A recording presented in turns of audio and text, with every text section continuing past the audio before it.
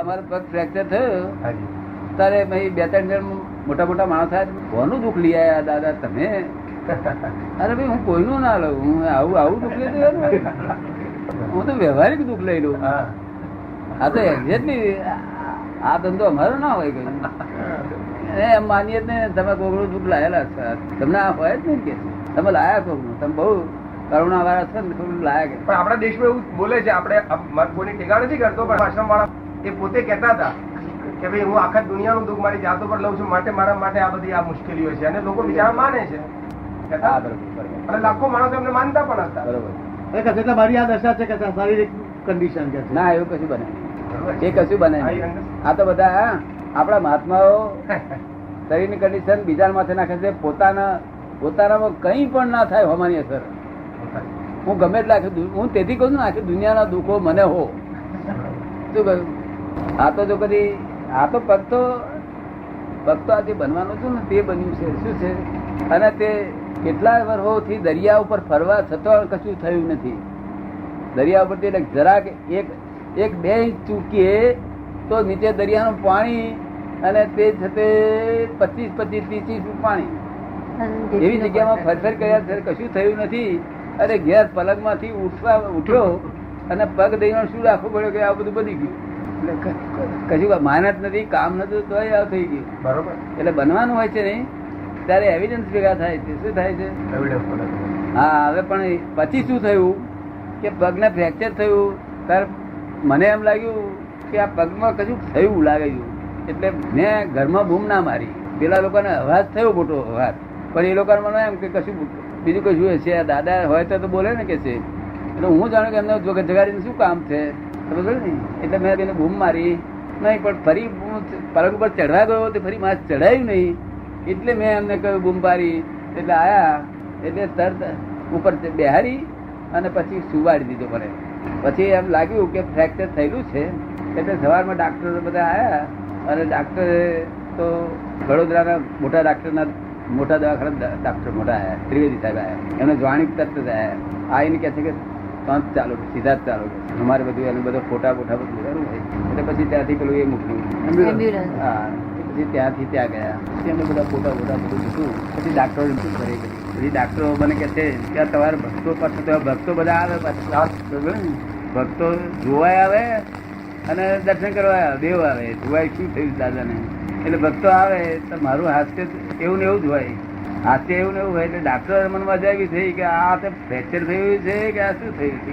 એટલે મને ડાક્ટરો પૂછવા મળે કે આપ આટલી બધી સહન શક્તિ રાખો છો.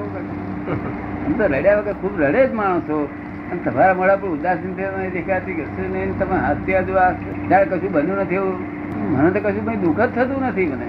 અને સહનશીલતા અમારામાં હોય નહીં. સહનશીલતા મારે ઇન્જેક્શન નથી આપી શકાતું, મારે લઈ શકાતું. કારણ મારું ઇગોઇઝમ ખરાબ થઈ ગયેલું એટલે ઇન્જેક્શન પણ નહીં લેવાતું. એટલે ઇન્જેક્શન માટે ટાળું પાણી છાંટવું પડે.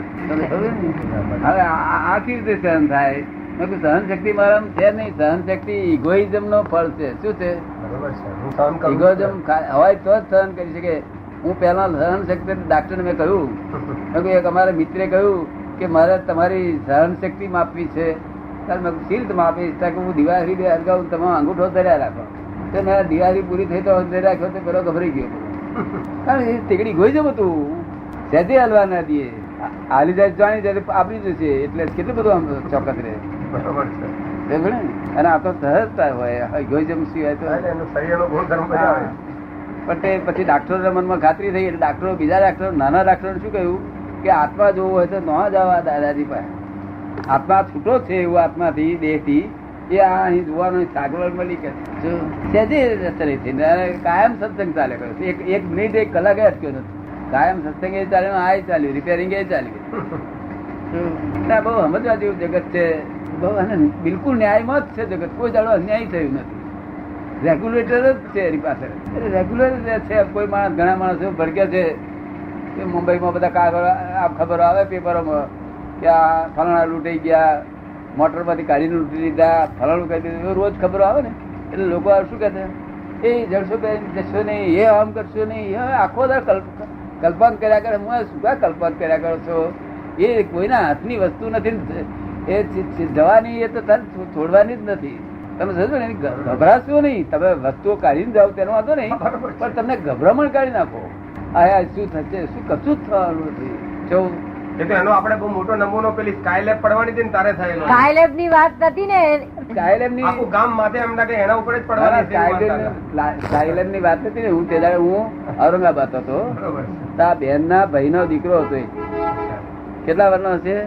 8 વર્ષનો. હે? 8 વર્ષનો. 8 વર્ષનો દીકરો હતો એમના બેન ના ભાઈ નો. તે મને કે છે, દાદાજી મને ઊંઘ નથી આવતી કે છે. મેં કીધું, ભાઈ તારે શું દુઃખ આવ્યું તો ઊંઘ નથી આવતી? તા કે મેં આ બધા વાંચતા હતા પેપર, જેમાં સ્કાયલેબ પડવાની છે ને તે બધું આવું છે ને એવું બધું લખેલું છે, એટલે મને ઊંઘ નથી આવતી. એ મને વિચાર આવ્યો. એટલે 8 વર્ષના છોકરાને પેલો લોકો વાંચતા હતા ને અસરવાની થઈ ગઈ. કોના થઈ ગઈ? એને છોકરા લોકોને તો થયેલી જ હતી, પણ આ છોકરો વધારે જાગ્રત. તે એને વળી વધારે તે ઊંઘ નથી આવતી. તે પછી આવ્યો મારી પાસે, મને કહે છે કે દાદાજી આ કઈક અહીં ના પડે એવું કઈ કરો ને કે છે. તાર મેં એને પૂછ્યું કે મેં ક્યાં પાડવી છે, આપણે વડોદરા પાડીશું? તાર ના, કારણ વડોદરા એના દાદા રહેતા હતા. તાર મુંબઈ પાડી, મુંબઈ કોઈ હગાવાલા ખાવ, તાર મેં ક્યાં પાડીશું? તાર કે દરિયામાં પડવા દો કે. તાર મેં દરિયામાં માછલા મરી જાય, તાર માછલા લોકો ખાઈ જાય છે. હા એને જવાબ આપ્યો. પણ પછી મેં કહ્યું કે જા અમે દરિયામાં પાડી દઈશું. પછી નહીં ગયું, પછી કાયમ થતું. કારણ કે કહી દીધું એટલે થઈ રહ્યું. દાદાજીએ કહી દીધું. વાત અમારી સોલિડ માને ને, બોલી ના માને. અને જગત સમજવા જેવું છે. આ એવું નથી. આ જેવું લોકો જુએ છે એવું જુએ છે. આ બધું ઉપર છલ્લું જુએ છે, એમાં કશું ભલી વાર ના આવે. એને આરપાર જોવું જોઈએ. શું કહ્યું? ઉપર છલ્લું આમ જોઈએ સુપર જોયો છે, એનો અર્થ જ નહીં. આ પુનર્જન્મમાં માનો છો? પુનર્જન્મમાં આપ માનો છો? પુનર્જન્મ માન્યા સિવાય તો થિયરી આગળ ચાલુ થતી નથી. થિયર બંધ થઈ જાય. તો તમે એકનો એક જ કારણ કે આત્માને આપણે કોઈ એક પેલું સ્વરૂપ તો ગણિત નથી, તો એકનો એક આત્મા કેવી રીતે જન્મ લઈ શકે? આત્માનું આપણે કોઈ સ્વરૂપ તો ગણ્યું નથી, તો પછી એકનો એક આત્મા જ ફરી જન્મ કેવી રીતે લઈ શકે? એને લેવો નહીં પડતો. એ સ્વરૂપ ધારણ કરે, માનો કે આજે એક્સ વાળ્યું, કાલે વાય, પરમદાડે એમ ચાલે જ જાય. એકની એક જ વસ્તુ ના પડે. એ તો આપણે જેમાં છતે કેદી હોય ને, હાજી કેદી તેને બીજી જેલમાં મોકલી હતી, એને મેરેજ જાય બીજી જેલમાં. કોઈ મોકલે આ આત્મા જેલ કેદી જેવો છે. શું છે? જતી જવું. કેદી સમજ પડે ને? અત્યારે એ પોતે જ ફસાયો છે. એટલે આ જો આગળ બધા એવિડન્સ બધા એને લઈ જાય તો જાય છે. સમજે? ના, પણ તો પછી આપણે વસ્તી વધારો દાખલા તરીકે જઈએ કે ઓરિજિનલ જે પોપ્યુલેશન હતું એનું જ પોપ્યુલેશન ચાલુ રહે, મનુષ્યોમાં, પક્ષીઓમાં, પ્રાણીઓમાં. વસ્તી વધારો કે છે, વસ્તી વધારો ઓરિજિનલ મનુષ્યનું જે પોપ્યુલેશન હતું, પક્ષીઓનું હતું, પશુઓ હતું, એનું એ રહે છે કે વધે ઘટે છે? આ દુનિયાનો નિયમ, આ દુનિયામાં હરેક ચીજનો નિયમ હાનિ અને વૃદ્ધિ, હાનિ અને વૃદ્ધિ. વૃદ્ધિ થયા પછી હાનિની શરૂઆત થાય, પછી હાનિ પૂરી થઈ રહે ત્યારે વૃદ્ધિની શરૂઆત થઈ રહે. એ હાનિ વૃદ્ધિના નિયમના આધીન આખું જગત ચાલ્યા કરે. અને તેમાં છે તે આપણા ગણિત બાજુ છે તે શું કરે છે? એ 2000 90 કરોડ વસ્તી થઈ જશે. શું ખાશો પીશો? આ લોકો ગયા હતા હાઈસ્કૂલ પર નહીં ખાવાનું મળતું ત્યારે શું થશે? આ લોકો ઘેર ચિંતા કરે. પેલો ગાય છે ત્યારે એને ભવિષ્ય બાંધવાનો કઈ શરત છે? એને અધિકાર છે? ના ના, ભવિષ્ય બાંધવાનો અધિકાર છે કોઈને? આપણી ગવર્મેન્ટ ને અધિકાર છે ભવિષ્ય બાંધવાનો અધિકાર? તો આ ભવિષ્ય ના ત્યારે બાંધતા છે. ઘેર બહુ આગળ ચલણ હોતું નથી. મેં જોયેલા છે આ લોકોને. ઘેર બહુ આગળ ચલણ નહીં હોતું. આમ છે 2000 સાલમાં આમ થશે. એટલે શું કામ ભવિષ્ય બાંધો છો? આ લોકો આપડા હેરાન થઈ જાય છે. લોકો મુશ્કેલી મુકાયા છે. લોકો મુશ્કેલી મુકાયા છે. અમને શું કાંઈ હેરાન કરો છો? અમને હેલ્પ કરો ને કઈ તે 2000 આમ થઈ જશે. ના બોલાય આવું. કારણ કે આ જગત હાનિ વૃદ્ધિ ના અધીન છે, ગુણાકાર ના અધીન નથી. સમજ ને? એ કેલ્ક્યુલેશન મળે છે. એ શું મળે છે? એ કેલ્ક્યુલેશન આધીન નથી. આ હાનિ વૃદ્ધિ ના નિયમ ના આધીન છે. એમ જેમ તાર ચડે છે તો તમે ત્યાં આગળ ચાર્ટ જુઓ એનો તો ચડતો ચડતો ચડતો ચડતો ચડે ઉતરે ચડે ઉતરે ચડે ઉતરે, પણ આમ એકંદરે ચડતો હોય એવું જોવામાં આવે છે ને. પછી ચોથી પાછો ઉતરતો હતો. હવે અહીંયા આગળ કોઈ માણસ કે એ અડધા કલાક પછી 4 નો 4:30 થયો તો આમ કરતો કરતો હાથ છે મગજ ફાટી જશે. આમ ગભરાય. અરે ગભરાશે, એનો કાયદો છે. અમુક જગ્યાએ ત્યાંથી પાછો ભરે. શું કહ્યું? હવે પાછું ભરવાનું થયું છે. તારા લોકો ગાગા કરે. હવે પાછું ભરવાનું થયું છે. અને નોર્માલિટી છે કે હિન્દુસ્તાનમાં આટલી જ વસ્તી હોય નોર્મલ. એબો નોર્મલ થાય તો આટલી, બિલો નોર્મલ થાય તો આટલી. એટલે નોર્માલિટી છે બધે, આખા વર્લ્ડની નોર્માલિટી છે. ખબર પડે ને? અમથા વગર કોમના ચિંતા કરવાની જરૂર નથી, કોઈ ચિંતા કરવાની આ જગતમાં જરૂર નથી. આપ સમજતા? અને છોડી આઠવાની હોય ત્યારથી ચિંતા મળે. પહેરવાના આગલે દાડ ચિંતા કરતો હું કહું બરોબર સારી વાત. આજે કશું નહીં લેવા, કાલે છોડી મળી જશે કે આપણે મળી જશે, કોણ મળી જાય એનું શું વાત નથી. ફાઇલો મોડ કરે, એની ફાઇલો એનો દફતર ઉભું કરે ત્યાર પર આવે. પણ ચિંતા કરવી એ મનુષ્યનો એક નૈસર્ગિક એક ખાસિયત હોય તો શું થાય? ચિંતા કરવી એ મનુષ્યની નૈસર્ગિક ખાસિયત હોય તો શું થાય? એક નૈસર્ગિક એનો ઓબ્જેક્ટ, એનો વિષય બદલાતો જાય. ખાસિયત નથી, જે મનુષ્યની ખાસિયત નથી. દરેક આપણે આમ સામાન્ય મનુષ્ય તો મેં જોયા છે, સામાન્ય મનુષ્ય તો આવું જ જોયું છે. એ વિકૃત ઇગોઇઝમ છે. શું છે? વિકૃત ઇગોઇઝમ. જો રેગ્યુલર ઇગોઇઝમ હોય ને તેમાં ચિંતા હોતી જ નથી. આ વિકૃત ઇગોઇઝમ માં હું કરી શકું છું, મારા વગર શું થશે, નામ થશે, તેમ થશે. તમે એ સારો ઇગોઇઝમ નથી. સારો ઇગોઇઝમ માં કશો વાંધો નથી. આ તો વિકૃત ઇગોઇઝમ, મારા વગર ચાલશે નહીં, હું જ છું. શું કૃષ્ણ ભગવાન શું કે છે? જીવ તું સિંધ ને સોચ ના કરે, કૃષ્ણ ને કરવું હોય તે કરે. તારે આ કે ના પણ એ તો કે પણ આપણે કર્યા વગર આ છોડીઓ મારે છે ને બા મોટો છોડીઓ વગર કોમના માર ખાય છે. શું થઈ કે આ જગતમાં તમે ભરોસો નહીં રાખો તો ભરોસો તો રાખવો જ પડશે. શું આ સ્ટીમર માં બેસતી વખતે ભરોસો રાખી બેસતા છે કે ભરોસા વગર બેસે? ડ્રાઈવર ઉપર ભરોસો હોવો જ જોઈએ, જે ચલાવનાર છે એના ઉપર. ચલાવનાર ઉપર ભરોસો રાખવો જ પડે. બસમાં બેસાય ને એના જેવું છે. અરે આપણે આ કારમાં બેસીએ છીએ, આ કારમાં એ મો ડ્રાઈવર સાવ મોડો હોય તો આપણું જીવન એના આધીન છે. શું છે? અને તેમાં પાછા તો ગાડીમાં બેઠો બેઠો ટ્રેડ પેલા કરે ના ટ્રેડ કરી આપણે એનું મગજ બગડી છે આપણે બદલ મારી નાખીએ. તે કરે તો કેવું ભાઈ બા તું તો બહુ સારો છું એમ તેમ કરીને અટાઈ પટાઈ એમ રાખવાનું. તે કરે ચીડે શું થાય છે? હું બેઠો ને એક આવું ચીડે તો મારી નાખીને શું આવવા ગયું?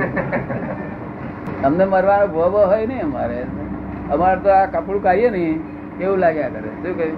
કારણ કે માલિક જ નહીં થયા. હું 20 વર્ષથી આ દેહ નો માલિક થયો નથી, આ વાણી નો માલિક નથી થયો, આ વર્તન નો માલિક નહીં થયો. તો અને માલિક હું નથી, પાડોશી તરીકે ફર્સ્ટ નેબર. અને આ તો એમ પટેલ એ તો પબ્લિક ટ્રસ્ટ છે. સાહેબે સારા ખુલાસા કર્યા. આ બધા સાંભળવા મળે ને તો કોણ સાંભળવા? અહીંયા આગળ બધા પત્રકારો આવ્યા ત્યારે બધા તમારા જેવું પૂછવા આવ્યું. બધા બહુ 25 હતા, 25 જણ. અને એ તો મોટા મોટા પ્રશ્નો પૂછે. હવે પત્રકારો એમ કેતા ગયા છે કે આ ફેરે આ પત્રકારો હતા, હવે છે તે સિનિયરો ને બોલાવો. હવે સિનિયરો આવવાના કે છે. તમે ફરી આવશે તમે કશો વાંધો નહીં, તમે તે આવવાનું. હું આખા વર્લ્ડ નું સી રીતે બન્યું, કેવી રીતે બન્યું, મન શું છે, મન નો ફાધર મધર કોણ છે, બધું આપવા માંગુ છું. જો ફોરેન ના સાયન્ટિસ્ટો પકડી લો તો આપણે અહીં કોને આપીએ? અહીં તો બધા જેમ તે ફોરેન ના સાયન્ટિસ્ટ ને તો વર્ષ સુધી વાઇફ નું નામ યાદ ના હોય. એ તો માણસ કારણ કે એ મોટા યોગીઓ છે જાતના. અને આપણે તો યોગી હોય કોને આપીએ? અને એ તો નોંધ કર્યા પછી જાય નહીં કોઈ દાડે. એટલે આ ફોરેન ના સાયન્ટિસ્ટ હું આ વિજ્ઞાન આપવા માંગુ છું બધું, કે ભાઈ આ મન શેનાથી બનેલું છે, બુદ્ધિ કેવી રીતે બનેલી છે, ચિત્ત કેવી રીતે બનેલું છે, અહંકાર કેવી રીતે બનેલો છે. અહંકાર સ્થૂલ હોવું છે. કેવું છે? સ્થૂલ એટલે ફોટો પડે એવો છે. સૂક્ષ્મ માંથી સ્થૂલ થયેલો તે ફોટો પડે એવો. એટલે આ બધું સમજવા જેવું છે. આપણે મનના જે જુદા જુદા સ્તર હોય છે, હા મનના બધો લેયર જેટલા બધા હોય છે, લેયર્સ હોય છે. તો આપણે અત્યારે જે જીવન જીવીએ છીએ મોટા ભાગના લોકો એ તો કોન્શિયસ લેવલ ઉપર જીવે છે, પણ જે સંવેદનશીલતા એની જે ઇમ્પ્રેશન ભેગી કરે છે. મનના લેયર જેટલા બધા હોય છે જો તે લગભગ 7 લાખ લેયર તો મનના છે. હવે તમે અમુક લેયર માં હોય, બીજો આ લેયર માં હોય, બીજો આ લેયર માં હોય, સી રીતે આ એડજસ્ટમેન્ટ થાય? એટલે તમને તમારો લેયર વાળો ભેગો થાય તો જ તમને એડજસ્ટમેન્ટ થાય. આ સમજ પડે ને? એટલે ઘરના માણસો એક જ લેયર માં હોય છે બનતા સુધી, પણ એક બે મહી એવા બેસી ગયા બીજા લેયર વાળા તો ઘરમાં શું થાય? ખટરાટ બે. આ મનના લેયર બધા બહુ છે, બધી બુદ્ધિના લેયર બધા બહુ છે. એ બધા મનના લેયર પૂરા કર્યા, બુદ્ધિના લેયર પર પૂરા કર્યા. છેલ્લો બુદ્ધિનો લેયર માં, છેલ્લા બુદ્ધ લેયર માં બુદ્ધ ભગવાન હતા. આ બુદ્ધ ગૌતમ બુદ્ધ થયા. એક આગળ એક જ પગ મૂક્યો હોત એ લેયર ને ઓળગીને તો જ્ઞાની થવાના હતા. કેવું? એટલે વિતરાગ થવાના હતા. ત્યાં સુધી વિતરાગ થયા નતા. ગૌતમ બુદ્ધ ભગવાન થયા. બુદ્ધ ભગવાન જ્ઞાની ભગવાન ના કહેવાય, બુદ્ધ ભગવાન કહેવાય. બુદ્ધ એટલે બુદ્ધિના ટોપ ઉપર ની બધી આખા જગત ની બુદ્ધિ એ બુદ્ધિ સમજી શકે. સમજ્યો?